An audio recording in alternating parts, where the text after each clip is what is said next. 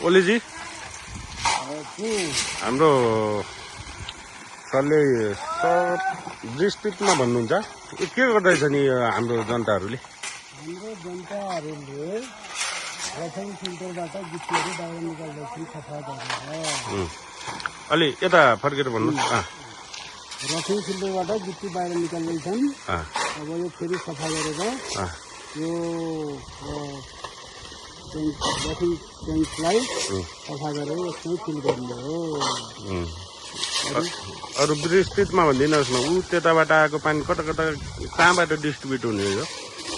यो सुरुमा ट्याङ्कबाट यो रफिङ फिल्टरमा रफिङ फिल्टरबाट फिल्टर हुँदै सोलुसन फिल्टरमा जान्छ।